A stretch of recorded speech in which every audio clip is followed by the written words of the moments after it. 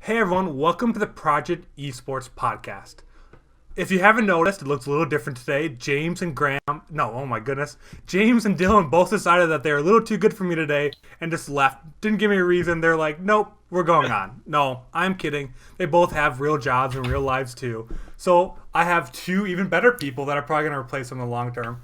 But you have one very similar face. We have Sam Hahn, Just Casual 9, on the podcast. Again, he was with us a couple weeks ago. He's been a great help for the podcast as a whole. And then we have Robert. I have said his name so many times these last couple of weeks because he is the CEO, correct, of the Game Haus? I don't want to say it wrong. I know you're way up there. Want to get the role right, but he is the one that brought us onto the podcast. He is the one that we are streaming on this Twitch channel. He is that man. So I think, Sam, I'll give you your 30 seconds to pitch anything you got going on, right? I always love giving our guests, like, what's going on in your life right now? We know you just moved to LA. Are you working on any projects? Pitch your Twitter. What do you got for the fans? Yeah, unlike the other guys that aren't here today, I guess I don't have a real job or something. So, no, I just moved to LA to kind of pursue esports a little more seriously, or a lot more seriously. And I don't really have much to pitch right now. I'm just like doing stuff, trying to grind. Anyone knows there's a job for me, like I'm down, contact me, DM me. But like, yeah, I'm working on some things. They're kind of in the flux state or like experimental phase. So I'm not gonna really advertise anything, but just like check out my Twitter, Just Casual 9, and can follow my random ramblings and journey and my weird thoughts about esports. Yeah, thank you again for kind of doing this. It was very last minute that I asked Sam to come on the podcast. So thank you very much for kind of being willing to help with that. And then, Robert, a lot of the people watching this channel probably going to know who you are already. But for anyone that doesn't know, tell us a little bit about yourself. This is your first time. Why did I invite some random guy onto this podcast to be with us? That's the best question. I mean, I'm about as random as it gets. I'm the guy behind the scenes doing as many things for the Game Haus community as I can. As Andrew said, I'm president CEO of the Game Haus. I get to do all the fun stuff, which is slightly joking, slightly not. I get to do things like this, where I get to hang out with people and go to events like NA LCS, and then I get to do all the not so fun things like look at numbers and run budget sheets and all that great stuff. So, if you had to pick like an esport or two? I know Sam's big league guy. How about you? I mean, what do you follow the most for esports? All right, I've recently really started following PUBG because we've got friends with the Pittsburgh Knights, Rob Lee over there. I started picking that up. I'm most well versed though in League of Legends and in Overwatch. Oh, great! So James is usually our residential league guy. I kind of know what I'm talking about, but Worlds is today, and I think that's a really good transition, kind of going into our first topic. I have a couple of talking points, a couple of stories, but Worlds started last night at 3 a.m., something like that for me. I know you stayed up to watch some. Sam, you stayed up and watched some. I've been catching reruns. What do you think about day one? So anything standing out? I mean, we'll move into a couple talking points later, but just initial impression so far. What do you think? For me, this is what I love about play-in stages, because this gives NA false hope that we are going to be really good. We're like, wow, we're stomping through all these teams. This is great. We have a chance at Worlds, just to get completely demoralized as we go 0-10 the second week of group stages and lose all chances, even when the world tries to help us out. But it was interesting because first game that Cloud9 played was super hype. They did really well. They dominated. The second game against Japan's squad, which Japan is like a super new region, they had a lot of trouble. And it's Cloud9 with 3 rookies, by the way, which is absolutely amazing. And the 3 rookies are doing like a lot of the initiating and really having a lot of control over the game, which is awesome. But that was a scary game. It was a really exciting game, scary game, and I can't even actually blame Cloud9 for being bad or anything. Japan actually showed up and looked really good, which was very surprising. But yeah, my ego of NA and this false hope is not so grand this time, which worries me a little bit. But it's been exciting. Yeah. How about you, Robert? What do you think? I mean, it was interesting. the last time they were in Korea, I just stayed up to watch it. This time I went to bed early. I was like, okay, I'm gonna get up. I'm gonna watch this. I got up. I hated myself for it. My tea wasn't made yet, and I didn't have time to do it. So I watched the first Cloud9 game. It was awesome. I watched Gambit look just horrific. And then I went to bed for 2 games, watched the Cloud9 game, and then started working. Started my normal work day. So, I will say I love the new arena in Seoul that the LCK is going to have. That was probably my biggest takeaway is, the fact that people are talking about building arenas in all these different places, right?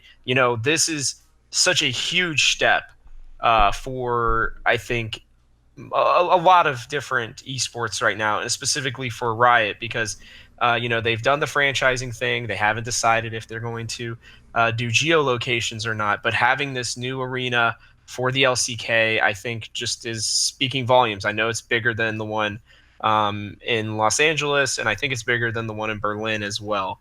So, really, really cool to see that. And then I guess just takeaways from the games themselves were it's clearly Japan is way better than I expected them to be. I really thought they were going to be the worst one in that group, and that is definitely not the case.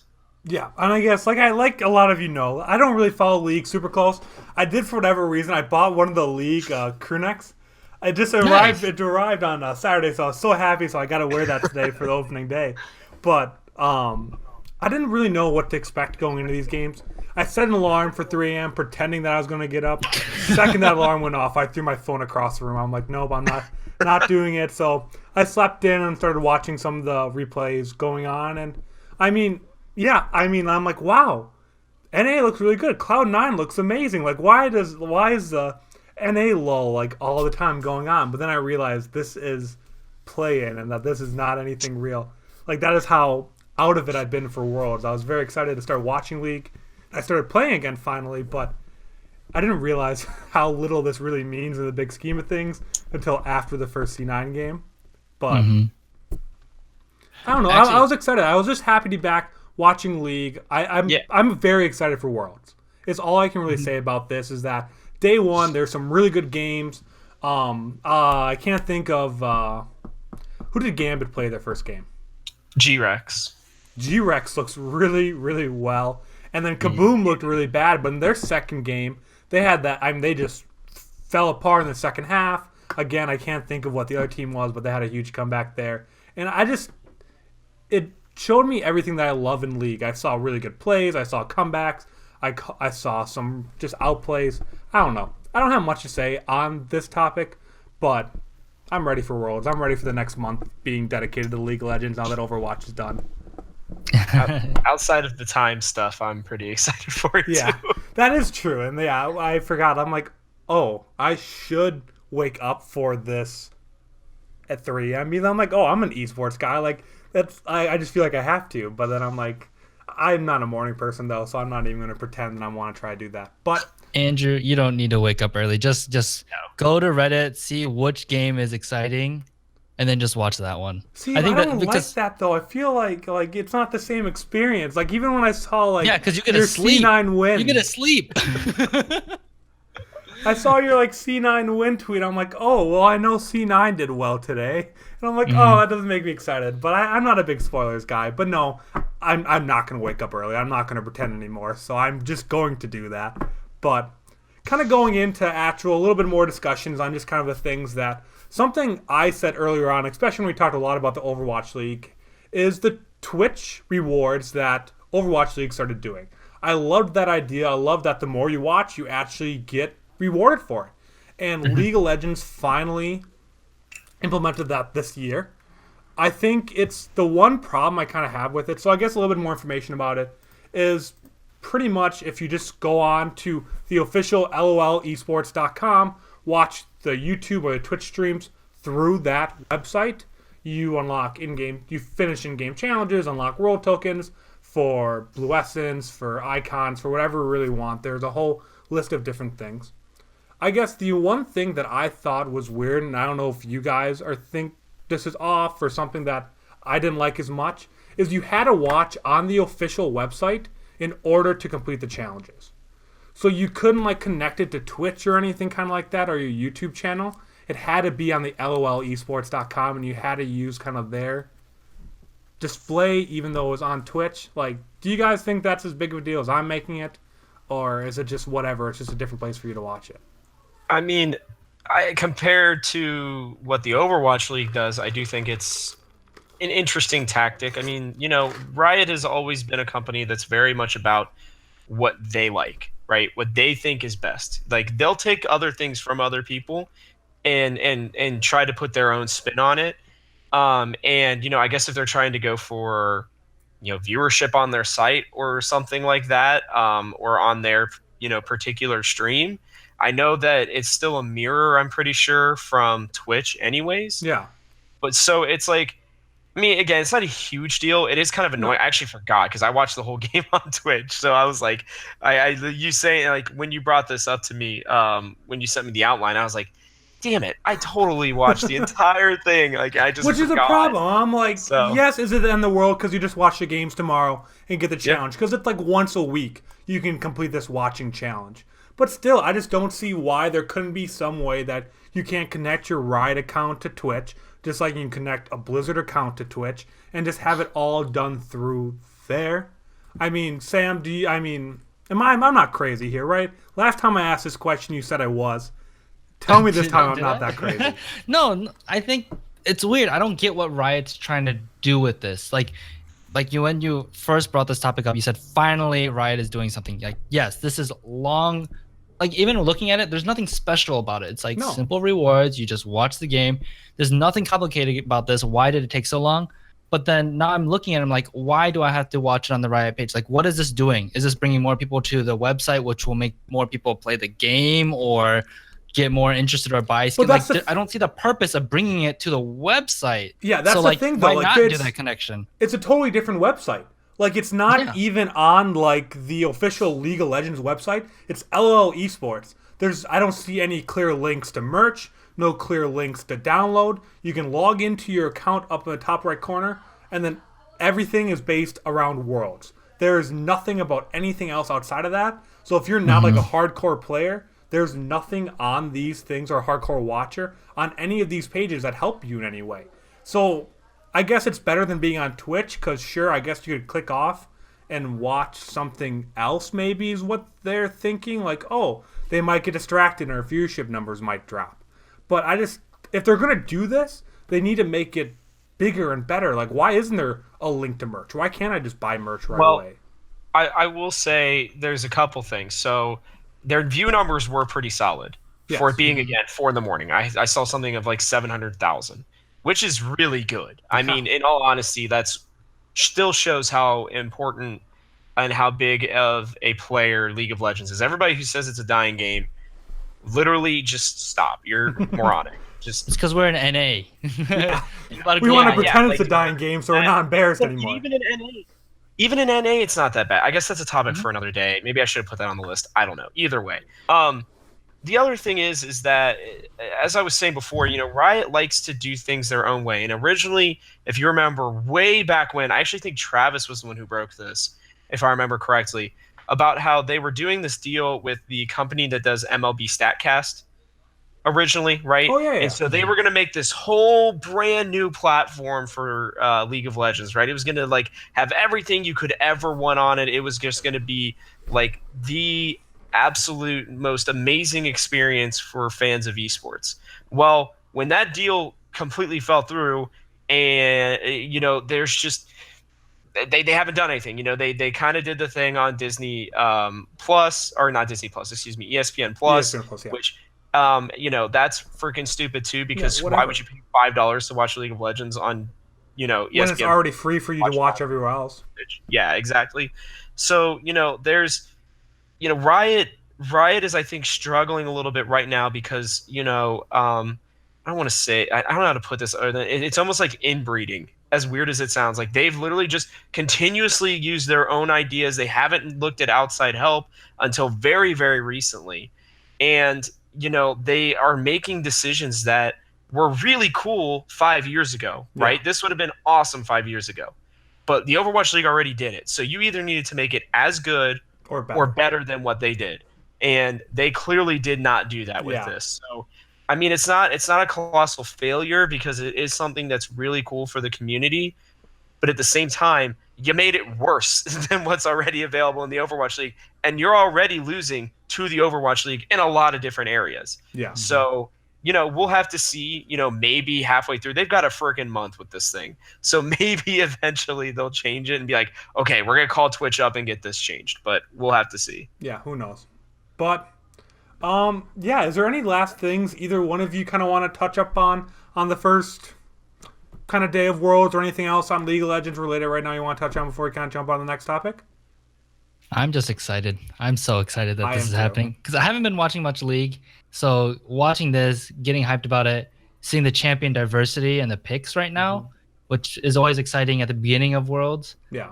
I'm really hyped about it, and I can't believe I stayed up until 4 a.m. when I had to get up early today to watch this. Yeah. I mean, it just shows what Worlds is about, right? I mean, it really does bring that hype back, especially if your team, had a rough season or something like that. I mean, and to speak real quickly on the champion picks, the Darius, the Ziggs, man, like, oh my God, that is just hype. So absolutely. Awesome. Well, just kind of moving on to the next one. I'm sure we'll bring League back up at some point. Actually, we kind of will in this next topic a little bit. But so Real Madrid is redoing their entire stadium. And it is going to be a $617 million renovation. And really that doesn't mean much. They're upgrading some of the facilities and all that kind of stuff. But inside of the stadium, they're now adding an esports arena. Currently, there is really nothing established for there. They haven't announced any teams. They haven't announced any partnerships. They really haven't said too much about what's going on, except obviously FIFA will probably be played in a soccer stadium. But outside of that, it's just kind of a cool statement that they're kind of making. I mean, we've seen the last couple of weeks, I don't know if you guys saw, but the one soccer team had the fans that were throwing controllers and booing and all that kind of stuff when that team announced that they were bringing esports to the field. So I just love to see that despite all of that, these soccer teams don't really seem to care. They want to keep pushing forward because they know what esports is going to be. But what I think this means is that they are going to probably have the London Spitfire play there, because the London Spitfire have been in talks with a couple of different teams recently about hosting theirs either here or the Spurs. So the Spurs were earlier, and then there's no advancement on that for when the Overwatch League eventually goes local in 2020. And what I really want is I think they're going to be one of the names backing an EU LCS spot when franchising comes around next year. I think that is pretty much all franchising is going to be from now on is huge brands like this buying teams that are already established in the scene and just supporting them back. So I think now that there's a place for them to play, train, and a big money team that is interested in supporting them, I think that's going to go on. I saw you shaking your head a little bit, Robert, when I was kind of saying I think London Spitfire. But why do you shake your head? Well, they're the London Spitfire, not the Madrid Spitfire. But Tottenham isn't in London, is it? Tottenham is in London, yeah. Oh, is it? Tottenham's part of the EPL league. It's part of the European Premier League, which is in England. So the Tottenham Spurs are in England. Oh my God, Real Madrid's in Spain. Yeah. What am I thinking? That's why I was like, I don't know. Now I have heard. I mean, in this article that you linked, like there was some stuff about London, going with Tottenham. So it's possible. I'll put it this way. I think Real Madrid and Madrid itself could get an Overwatch team. Yeah. Because one of the biggest problems this time around was that Paris was the only EU team, which makes zero sense. Berlin should have gotten a team. And Berlin was like my number one. I was so certain Berlin was going to get one. I made an expansion tier list for the cities that had the best chances, right? And I didn't have any of the three Chinese cities because nobody would have expected. I had two other Chinese cities. I had Beijing and Hong Kong, and I'm like, okay, those are so much more likely. They're so much bigger. They're so much well known. Then you have Guangzhou, Huangzhou, and I forget the other one. And it's like, okay, that's cool, but then they don't need any more NA teams. I figured we'd only get 2. I expected it to be Chicago or Toronto, I and then we prayed get. for Chicago every single day. Oh, I know, me too. And then you get Toronto, Washington, and Atlanta, and then you get Paris, and it's like, okay, Paris is cool. That was one of the original ones announced. Okay, where's Berlin? Where's Madrid? We get Vancouver Right. instead. Yeah, even Vancouver. I forgot about that one. James is going to be mad at me, but yeah, we did not need 4 NA expansion teams, and we especially didn't need 2 Canadian teams. No, you needed 1 Canadian team. Washington D.C. made sense. Like Dylan has convinced me at least, because since he's been on the podcast, he's been telling me how good the Washington D.C. scene is. So I'm like, fine, I agree. I'll give you one. Like, they're full supporting there, and they seem to be. Oh goodness, they seem to be really, really. Calm down, Andrew. It's okay. It's okay. Supporting it there. So I don't know. I was fine with that one, but the 2 Canadian teams is what really kind of bothered me, because I could bet money on my life that Berlin was getting a team, because it just made so much sense to me. Well, the thing is Vancouver and Toronto. I'm sorry, I won't get too deep, but they were building esports arenas. So I think once they announced that, I was like, okay, like I didn't even have Vancouver on my list, and then they announced that, and I was like, oh crap, team's going to Vancouver. So I just kind of like knew that, but like the problem I had with DC, and I had them on my list, they were a second tier for me. I had them coming in the next one, right? But my problem was you've already got Philly. You've already got Boston, and you've already got New York. You have so many East Coast teams. So you've got those teams, right? So you wanted a Southern team or a Midwestern team, a Southeastern team. Yeah. Well, you have Florida down there. Yeah, you have the Miami Orlando team, but like, I don't know. Either way, I was really disappointed in that, and I will say I can see Madrid getting a team, so it is possible. I think it's more likely, with the announcement of Splice. And no big freaking surprise here that H2K did not get invited to the EU LCS after they, complained and threatened to leave it anyways. So I was like, okay, Paris Saint-Germain, like, what are you doing? Why would you go with them? Put your money behind a different horse. But yeah, so with Splice not getting it, I would be really shocked if Real Madrid does not have a team in the EU LCS next split. So surprised. Yeah. Sam, do you have any kind of opinions on anything here? I have a question for you guys. Okay. We saw traditional sports teams backing NA LCS franchising, right? Mm-hmm. And all those teams, what did they accomplish their first year? So how is that going to be any different if we have a soccer team in Europe, a brand, an organization with lots of money? Like, the money is a big part. Is that really going to affect? Like, should I be cynical about this because we haven't seen it in the first year of NA franchising? I know it's still young. But what can we expect if Real Madrid becomes a part of it? What are they going to do? Are they going to make the team better? Are they going to have a good team? Or is it going to be, a Clutch Gaming or Golden Guardians? Well, I think they should do it the other way, and I think there's much better chance of this just because of how EU LCS has been and the money problems, all that kind of stuff, is that in Europe, I think they should back established teams versus making a new one. So it'd be H2K by Real Madrid or something kind of like that. Like, I think they should back an established team versus starting the Golden Guardians. Like, I get they did that over here because I just feel like the NALCS versus the EU LCS is in a much different situation. Because the NALCS, at least in my eyes, has always seemed much more established, and there's been less concerns and less complaints. Obviously, there's problems. Versus the EU, I've heard nothing but complaints for the last couple of years about money, about organization, and I just feel like these big sports companies are going to kind of come in and support established names in there versus starting new ones, or at least just pretty much buy entire rosters versus picking players that are left. Well, and I want to counter you, Sam, a little bit in NA because 100 Thieves is amazing. Like, that is a huge success. Is that a sports team though? Yeah, it's backed by the Cleveland Cavaliers, Dan Gilbert.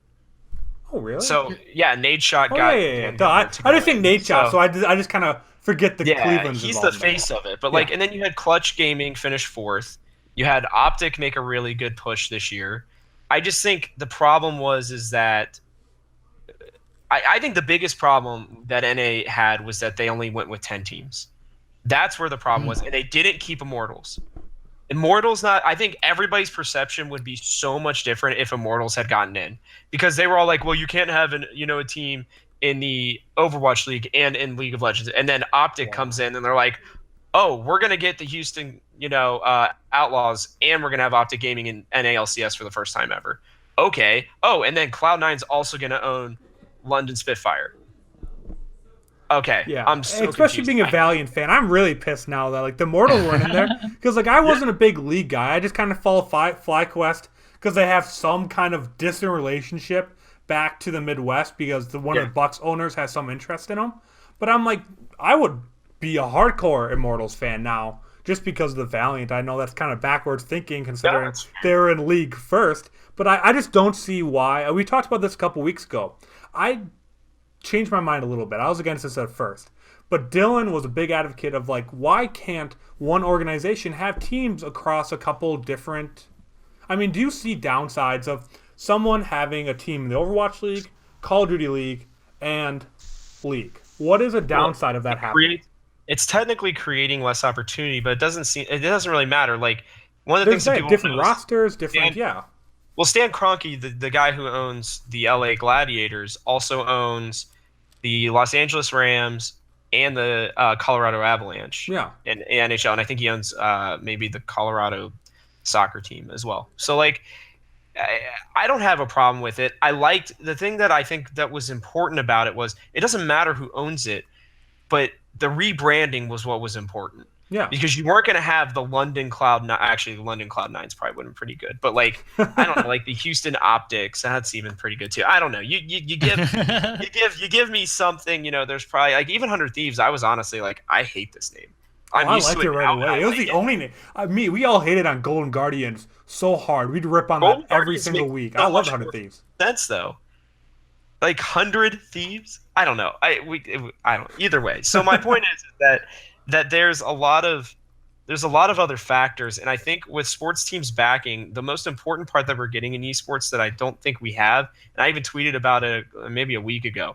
Esports is still the wild, wild west. Yes. There are still major people who are not paying their players. I mean, that doesn't happen in traditional sports, right? So with the traditional sports backing, what it did for me was it legitimized everything. And that's why you're seeing all these investments come in. That's why you're hearing rumors that the reason that the Cox Group went in Atlanta was because Robert Kraft went down himself and was like, hey, you need to get into the Overwatch League. Like, go put in a bid right now. Yeah. He's been like an ambassador, and like they've been using him to like help out, convince teams or people to buy teams. So he may have had something to do with Washington, D.C. even. So I think it's a really good thing, and I think if Real Madrid can get into the EU LCS, I don't care who they create, they're going to pay a way better salary. They're going to establish something that's concrete, and they're going to give people the opportunity to make this a real career instead of, look at what Schalke had to do, right? Like, they invested into esports, right? And then their team gets relegated. And then they have to stay in relegation again because then they lose again, and then they finally get back up. Yeah. And so it's like, they put all that money in, and that's what scares investors away is when your team gets relegated and you don't get to keep them anymore. So, sorry, and it's a long-winded answer to say that it is much better for sports teams or just established brands in general to be involved. You happy with that answer, Sam? No, I actually agree. I was just curious about where this tirade would go. Yeah. You're just kind of doing what I do. You just kind of poke the bear just to get us to go off topic and just go into something else. But no, I appreciate that because I try doing that as much as possible. Because I think those long kind of on topic but off topic discussions kind of are some of the best talking points because it's more like opinions versus like facts or anything kind of like that. But any last kind of touch up points on this topic before we jump on the next one?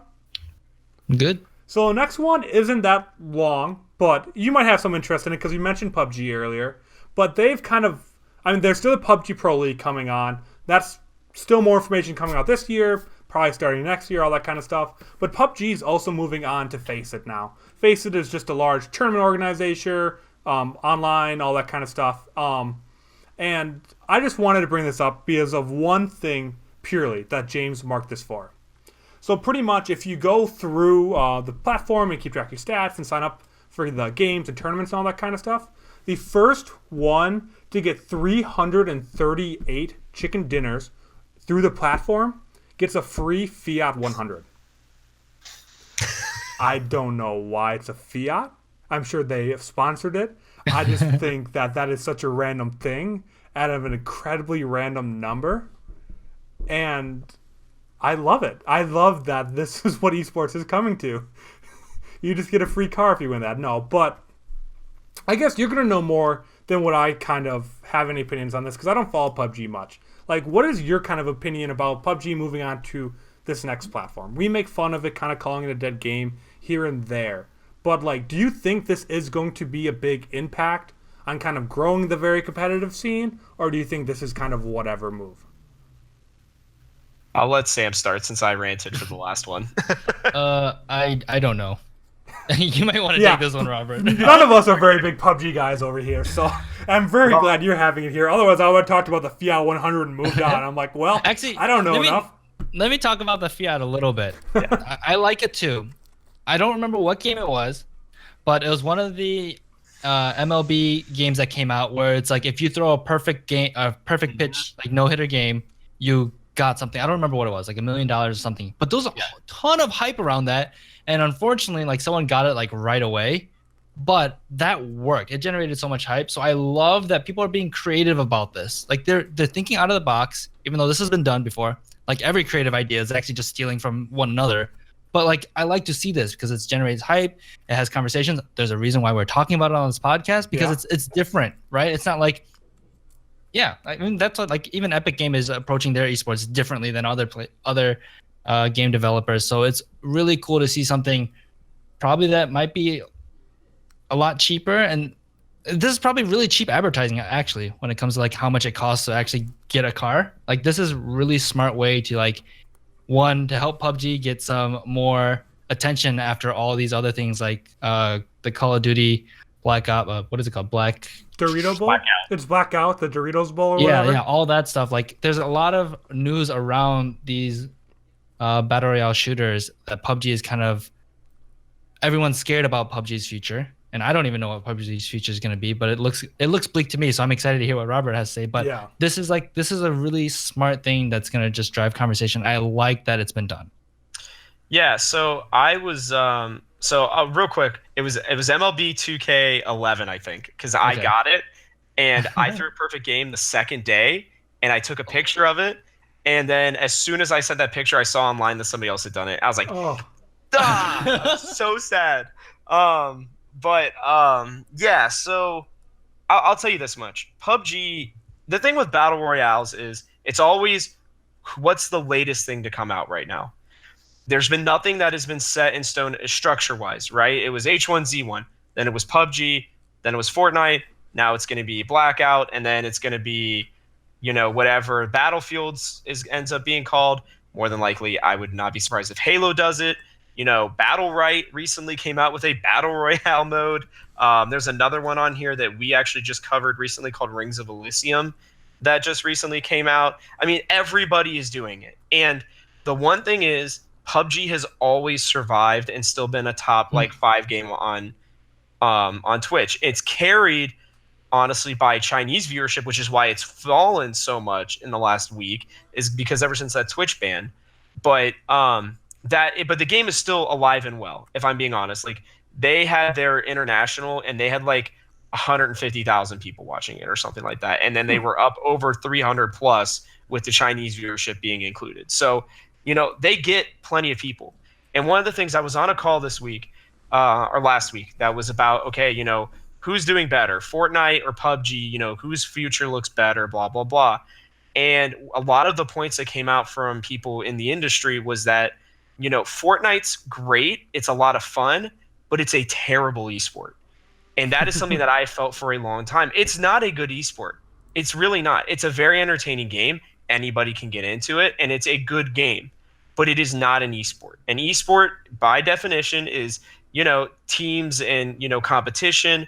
There's no established scene. Nobody knows who's good. Nobody knows what makes them all that good necessarily, right? It all comes down to, your building abilities and everything like that, where there is skill involved.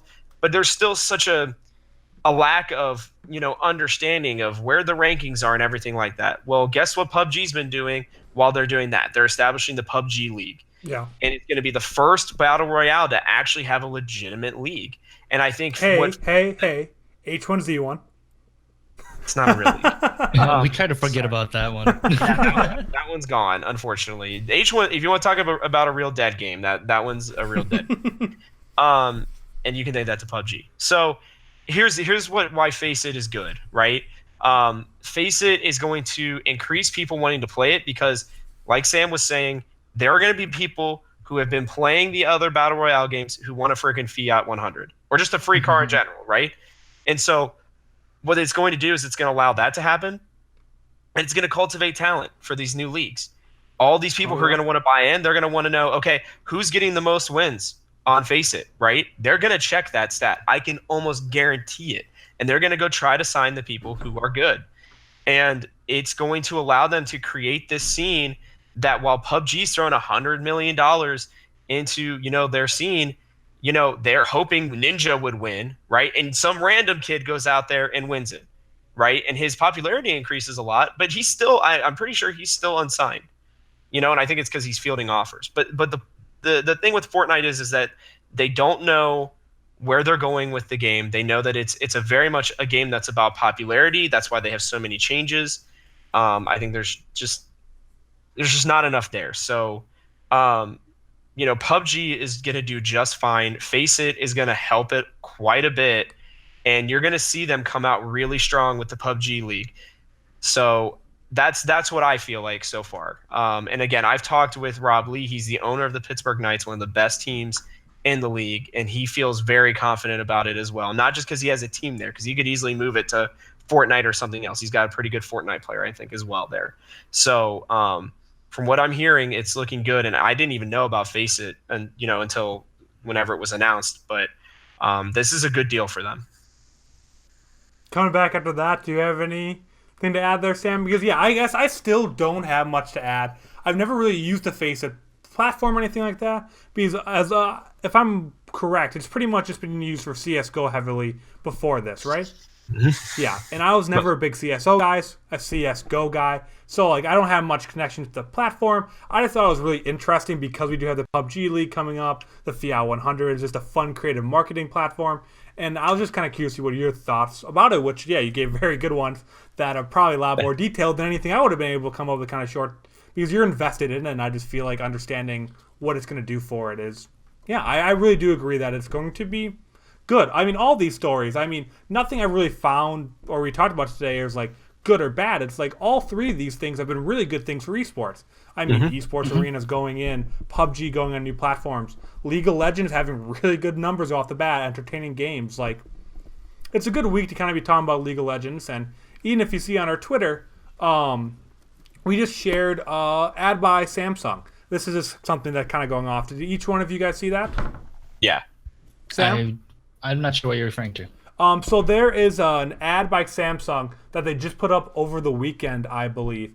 And what it shows is this young African-American girl. And that is important to kind of point out because it just goes to show diversity. But it shows her sitting on her bed playing Fortnite. And then just kind of her going up and dreaming about being asked, sponsored by a local gaming store. Then playing with Travis Scott. Then being signed to a pro league. So it's just kind of pretty much of this young girl dreaming about becoming a professional esports athlete. So I just think a lot of these things this week, there's nothing controversial, nothing bad for once in esports. It's just a lot of cool stories. A lot of these things you just kind of jinxed coming it. Something's up. going to happen today. Yeah, no, we're going to get announced. Something tomorrow will come up, and we're well, we'll talk about that next week, and I'll be taking all my words back. But it was a really pretty light news week this week. But everything that we saw was these good little stories. And there's a couple other ones we linked to in the Slack that I didn't bring up here because they're just more feel-good stories about esports right now, which is always a great thing. But I guess, is there anything you guys kind of want to talk about? I know we have 2 talking points like that, but these were the 3 big news stories, and we got about 20-ish minutes just to kind of talk. I have a couple questions for you, Robert, and Sam, if we have time for that. I know you said you're playing the Battle Right Esports. Actually, let's take just a couple minutes to kind of talk about that. What is your initial impressions of Battle Royale. Like, is it going to ever kind of live up? Because I know Dylan talked about Battle right when it came out. He's like, I'll bet you money in a year, which is coming up pretty closely, that Battle is going to be a huge esport and stuff kind of like that. And it pretty much hasn't had much growth. I mean, do you think this is going to make a difference for it, or is it just going to be kind of another game that comes and goes? So I will speak on it as someone that didn't play Battle Right much. I got like the Founders Pack and stuff, and I played like maybe 3 hours of it. But I got Battle Royale when it came out, Battle Right Royale, and it was fun to begin with. It was kind of cool. It felt very familiar for me as someone that played a lot of League of Legends, because I keep seeing people say, "Oh, what is this? This looks like League of Legends." And it's cool because you have spells. You have a lot of spells actually, and a lot of abilities. A lot of things are pretty much skill shots, so you can outplay. I think there will need to be some balancing stuff. It feels very weird, and I didn't play. Was it Paladins? They had a battle royale game that came out. Yes, and that Yeah, died very so quickly. I didn't play that one, but Yeah, oh, it was Realm Royale. Realm Royale. yeah, Realm Royale. Yeah, I didn't play that one, but I think it might be similar where you actually had to pick up abilities through your looting. Instead of looting guns, you loot your abilities, and then you can upgrade your abilities as you play through, which is a really weird concept because right off the bat, depending on what your abilities are and what champions you run into, you could be at a super big disadvantage. So after watching a few higher skilled players, they drop and they like just run away if there's too many people, which is kind of sad because you kind of want to see people just like going at it and just like kind of ARAM style in League of Legends where people are just fighting and dodging things. So I think there'll be some interesting balancing issues with that. And I was watching Summit 1G play, and he was like raging so hard, and I felt his pain because you'd go up to another player, you'd fight him, and for some reason they're doing so much more damage than you are, and it just like feels horrible. But at the same time, like every now and then you get that really fun outplay and you just smash face and it feels really good. But I think the big challenge on how successful it will be is how well they balance it. Yeah. Because I think if they can balance it fairly, but then it could turn it into a very boring, stale, hold off and hide loot game. Or if they're creative and balance it correctly, there's a way to jump into things, have good reasons to go crazy and fight it out right at the beginning, versus like everyone has to spread out on the map, find your own place, loot up, and then meet in the middle at like 20 minutes. I hope it doesn't turn into that, because I think that's like pretty much where all battle royale games kind of eventually go to. Like, this is the correct way to play it. And I think Battle Right could make it where it's fast paced the whole way. I just don't know. That's the balancing team's job. I don't know how to do that. But that's what's worrying me right now is the balancing. But it's pretty fun, and it's a nice different way to play a game rather than from a first-person shooter perspective. Yeah. Robert, have you watched played any of it, played any of it, or anything kind of like that? I know I haven't. I played the original Battle Right, and I enjoyed that to an extent, but still, it just didn't catch me enough that made me want to stay. I played a couple hours. I enjoyed my time, and then I kind of moved on. And I was honestly surprised when I heard about this that the game was even still alive and kind of kicking. So, but yeah, what do you kind of have about anything on this? So, I mean, I'll start with, I think Battle Right is a really good game. Actually, I enjoy it. Now I haven't poured in a ton of hours, but I've probably got like close to 100 hours into it. And it is a very solid, like, I think it's a pretty solid. I don't even know if it's really a MOBA necessarily, but the way the game is played, I think is really fun naturally. I've not had a chance to play Royale because I think isn't it $30, Sam, right now? Yeah, I think it's $20 at least on the opening day, and then people had like coupons if you're founders and stuff. But yeah. Okay. Well, and so like I just was like, I'll wait to see, like, because it'll probably go free at some point, I'd have to imagine. But what I saw it as is kind of like what the one thing people forget about Fortnite is that Fortnite was a game before the Battle Royale mode. Yeah, I played that. I love that. I played that for like a whole year before the Battle Royale came out. Well, and the thing is that game literally was dead. Like there was nobody who was playing that game. It was just a grind fest after the first hour. Exactly. And so I was like, okay, like, and then Fortnite became super famous, and it's like, literally, like, I think this has the potential if they do it right. Now, I've only watched a little bit of it. I have watched a couple hours of streamers, and I think it has a lot of potential, but I've seen what Sam is talking about where people rage because it is just so unbalanced at times. And that's the thing is it is like putting League of Legends in a battle royale for those of you who do watch League instead of play Battle Right. But Battle Right is more skilled in some ways because everything is a skill shot basically. Yeah. There's rarely any click on abilities or anything like that. So even your auto attacks aren't are projectiles in a sense. So it has a chance to be very different, which is what's important with battle royales, right? The most important thing is, can you make it so that it's a different experience, right? The reason why Fortnite was so important is because it was a love child of freaking Minecraft and PUBG in one, right? And battle royale now has the opportunity to be a love child between Fortnite and its own game / League of Legends, which could appeal to a wide variety of people if they do a really good job and make this a good game. So I'm going to be interested to see what happens because I am still surprised that Battle Right hasn't had a better pro scene yet. I actually remember the reason why I got into it in the first place was because I think I was watching a Dyra stream or something, and he was playing it on the side while queuing for League of Legends. Yeah. So it's got all that potential. So we'll just have to see what happens, but I'm hopeful for it, to say the least. Yeah, the one other thing I want to say about it that I really, really like is if you thought about if League of Legends just became a battle royale, right? You have some champions that just hard counter another champion, and then it just sucks. The thing about battle royale is the kit, like the kits actually counter each other. Like there's certain abilities in a kit that counter each other. So even though you find yourself in like an disadvantageous situation, as long as you use your spells correctly, you can counter certain like big spells of them. Like everyone has a mobility spell, if not two. Everyone has like a countering spell. So that makes it really interesting to me as they balance things and people understand how to use the champions better and better. Is that no matter who you run into, you might be like, oh, even though I'm a melee person and I should be at a disadvantage against a ranged person, I have these spells to close the gap. Like if I get a counter, if I successfully proc my counter, I automatically blink into melee range of a ranged champion. Like there's abilities within the kit that help you with these disadvantage or advantageous situations, which I think is really, really brilliant as long as it's balanced right. Yeah. Yep. Yeah, and I think both of you bring really good points. I'm glad you've got some time into it and watched it. I've watched maybe an hour. I think I watched someone 1G play for about an hour because I guess I've just been so busy with other things too, and it's pay to play right now. So I'm like I just can't justify the $30 right now or anything kind of like that. But I'd be curious to see where it goes, and it's not something I wouldn't be against trying down the road. But yeah, because I love Fortnite. I play way too much Fortnite still. I enjoyed my time in Battle Right. I'm really getting back into League right now. Overwatch will always have my heart.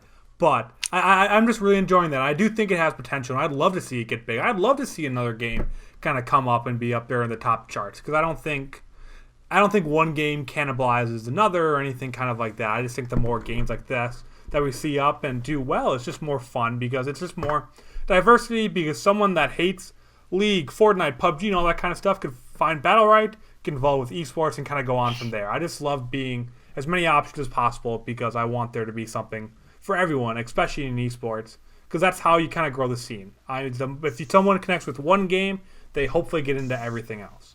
So that's why I love the idea of this, and I hope it does well. I mean, who knows nowadays? So many battle royales pop up, but they make them all better, right? If Overwatch League didn't have an awesome production, then Riot would still be not having viewership rewards, or at least starting it, right? So that's why this is good. This is always good for at least the consumers. Yeah. Completely agree. So, kind of going on the last little topic. We got a couple minutes here, but I just kind of want to talk to you, Robert. And you can pop in with any questions you may have, Sam. But just kind of, I want to know a little bit about the Game Haus.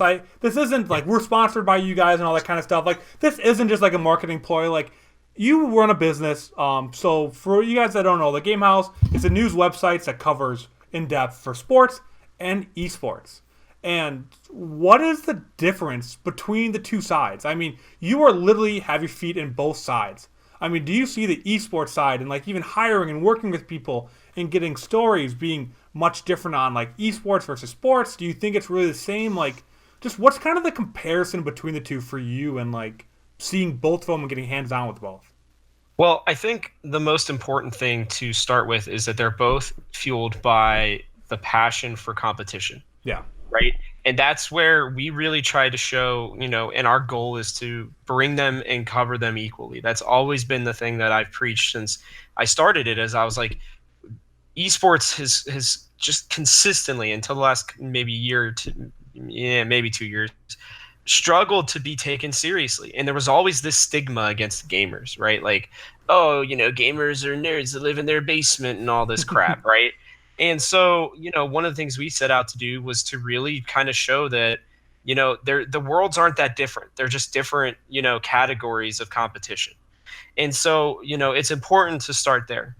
But there are major, major differences in a lot of different parts of it because of the fact, and it's not necessarily the coverage part of it. Um, it's more about the people in it right now. And it starts with there just aren't that many, right? There just really aren't that many people compared to what you see in sports, where it's like, there's a million people who are going out and getting their sports, journalism degrees. Yeah. Um, one of the things that we've really wanted to do is try to create better journalists. And so we've taken what we know of sports journalism and what we know of esports and have really worked to help mold people into, the first sorts of esports journalists. And it's because there is no place for them to go right now where they can learn these things, right? I mean, it's trial by fire.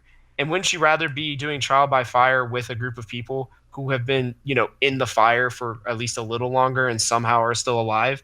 I mean, that's kind of what it comes down to, because it is um, a it's a tough world, and it's an interesting one because you've got people out there who are able to make fake claims and go to glory because of it.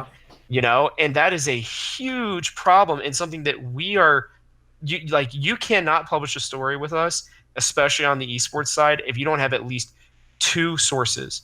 And the only way it can be one source if it's from the mouth of that person right off the bat.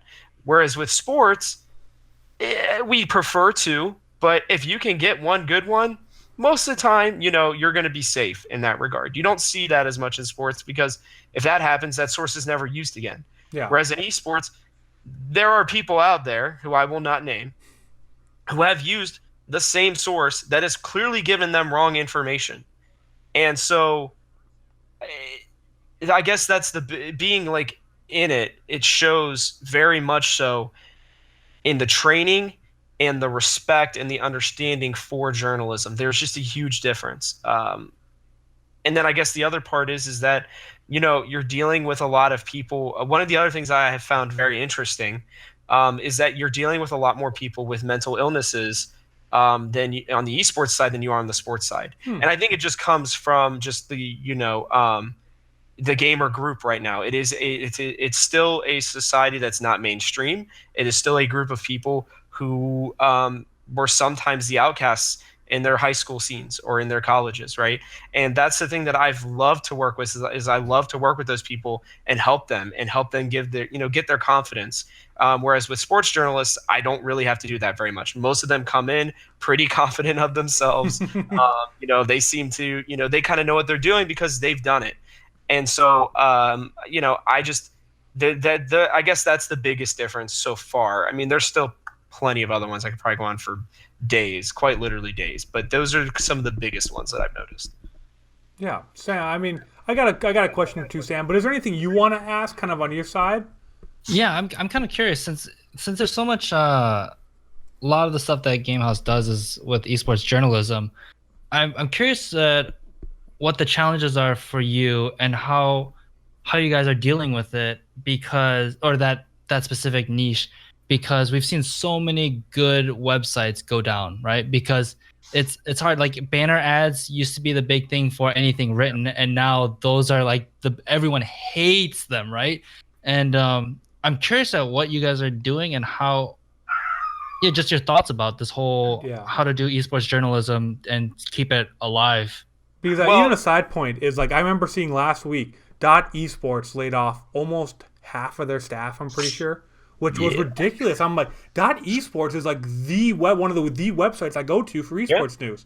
And to hear that they're not able to keep it going and that they had to lay off staff, that was crazy to me. So I love that question. It was actually, I had something in the same vein, so I love that you asked that. So I can't obviously give away too much because we do have some things that are in the works. I will say that there are a lot of companies out there that have fallen for a numerous amount of reasons, right? Whether it's they're not making enough from ads, whether it's they're paying people too much, right? As bad as that sounds, and it's themselves. It's not that they're paying other people too much. They'll pay the founders, and people will invest money into these companies, and they'll just kind of waste it. They kind of bleed it. They don't try to change things. And so every company, whether it's, Slingshot, PvP Live, Yahoo Esports, right? They all had something that we have personally taken account of and made sure to learn from. And, one of the biggest things that we've been doing, like we said, is we're trying to give a platform for people to learn. And so that means we're not either able to pay them or not pay them very much. It just depends on how much money we have at the time. And so what we've done is we tell them, hey, listen, come here, learn as much as you can. And then if somebody's willing to hire you, like I will go on the phone right now and go give them a call and be like, go hire this person. We've had a lot of people, what we call graduate from what we do. And it's because, we try to bring them in. And if they're willing to just take the time, learn, we don't overwork them. Yeah, we have a staff of like 50 people, but most of them don't do more than 2 pieces a week. So we're not trying to overload them. We're not trying to push them to do too much. And then on the other side, we also offer credits. So a lot of schools, a lot of people from, universities will come to us and be like, hey, like, can you work with my university? I need to get 3 credit hours and I need to fulfill a certain amount of hours in a semester. And so we've done that with, I don't know, upwards of 40 different people probably throughout their time here. So, we try to offer the best experience possible. And, as you can see, like, I'm still like living, at home even right now. I just got done with my master's degrees. I'm still living at home. Like we learned from the mistakes of the people who are like, I'm going to take all this investment money and I'm going to pay myself because I've worked really hard. Like, no, that's not how this works. You have to take the first amount and put it back all into the site. You have to put it back into your group, into your people, and then move your way forward. And you just have to take sacrifices every day. And it's, it's really tough. It is. But you also got to understand that this is an industry that's just about to hit $1 billion, right?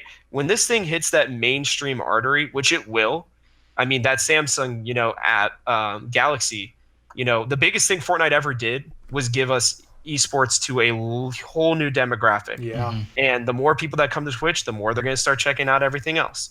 And so, there's still such a limited number of eyeballs to go around that, I think the biggest problem that the other companies have is they don't have a pulse on the community and they don't try to understand them. Once they get big enough, they think they don't have to pay attention to them and they don't, and they're just going to do what they want to.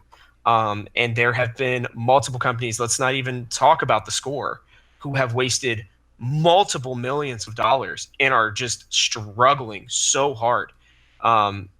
So it is tough, but if you learn from those experiences, you help out people instead of trying to take advantage of them, which a lot of other companies have done, you're going to see better results and you're going to see things that increase over time. I guess, yeah, we're just about to hit the mark. So I just want to ask one last question. It's just kind of, what do you think is going to be the biggest thing that kind of changes for anyone, not even just journalism, but it's kind of for esports startups or companies that are going to have to change in the next 3 to 5 years to really stay relevant? Because like you said, we're about to hit that mainstream mark, which means so many companies are just going to kind of come flooding in. And what do you think is going to be the difference maker between that company that raises $1 billion in funding and wastes it all between a smaller company that does $500 million in funding and kind of makes it? Like, what's going to be the difference maker these next couple of years for anyone looking to do startup, organization, team, anything kind of like that? So I think it all comes down to the grassroots, right? Like really hitting home the demographic that you're trying to hit. I love to use the example of the Pittsburgh Knights, where again, Rob Lee has done something incredible, where he has gotten his team to be named the team of Pittsburgh because he spent so much time in the community. I was visiting his office and he said, we have 40 chairs and 40 different, systems set up here for kids to just come and play with their friends, right? And so when he marketed that to investors, they're like, "Oh my God, okay, like yeah, of course you're getting big support." And so I think, you can throw money as much as you want at people, and you're going to have people at the higher level who don't know what they're doing with it, right? And they don't understand the community that they're getting involved with. And we tell people a lot of the time that the biggest problem right now in esports is the people at the top. It's the people at the top that are making bad decisions with people's money, and they're scaring away other people. So I think the biggest difference is going to be management and leadership. If they're good, and I'm not saying that we're good. We have not made it yet. We're not anywhere close. We still have a long trek to keep going, right? We still have plenty of investors that we've got to talk to. We still have, bigger numbers that we have to go to. But from my opinion, what I've seen is the organizations and the people that last are the ones that have good management and the ones that have good leadership. Reginald of TSM is the key example of this. That guy knew almost exactly what he was doing from the very beginning. He was the only one in franchising that didn't have a backer. It's because he has ran his company the way he needed to, and he has understood the sacrifices that he's needed to make to get to where he's going to be. So if these smaller companies can do that, I think they're going to beat bigger companies every single day, because the gaming community is all about loyalty. And if you can get people loyal and they enjoy what you're putting out, they're going to watch you over any big conglomerate any day. Awesome. Well, yeah, so we are at a time. I would love to keep asking you questions. I love this last little segment because, yeah, I'm a business guy. I mean, you always hear me on the podcast talking about business, marketing, numbers, all that kind of stuff. So I love hearing about this. I love thinking about the future and all that kind of stuff. But unfortunately, we're already a little past the hour mark, and we've got to do all the little close-up and all that kind of stuff. But I want to thank both of you so much for coming on today. I loved having both of you on. I guess, Robert, thank you very much for allowing us to do everything we do. And Sam, I love having you on the show as much as possible. I really hope that you keep doing your thing out in LA. I mean, that's super cool, and it's something that, I don't know, I'd love to follow suit and move out there. But we talked about a little pre-show. Who knows when that'll kind of happen. But no, I love having both of you on the show, and I'm sure I'll have both of you back on at some point, because Sam, you're my go-to guy when I need someone, and Robert, you're stuck with me whether you like it or not. So I'm here, man. I'm here. But yeah, again, thank you all very much for tuning in to this week's episode on Twitch, or if you're listening on podcasting platforms or on YouTube later, thank you very much for listening, all that kind of stuff.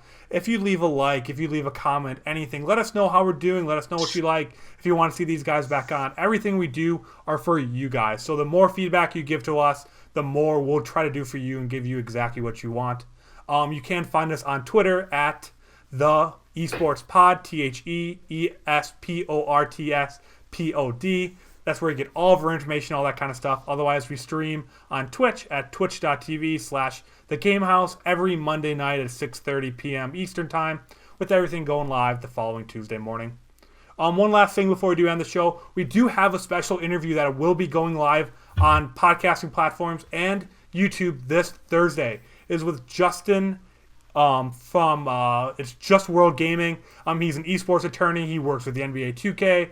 We had James and Dylan had a really cool interview with him, so I'm really excited for you guys to see that. So do keep an eye out. That'll be on the Game Haus YouTube and then our podcasting platforms on Thursday.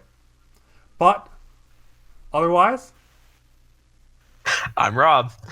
I'm Sam. And I'm Andrew, and we got the ending down for once. Thank you very much for listening to the Project Esports podcast. See you guys next week. If you liked that, hit the subscribe button for more interviews and other great sports and esports content. Make sure to also like us on Facebook and follow us on Twitter to stay up to date on all the news from your favorite sports and esports players and teams. From our house to yours.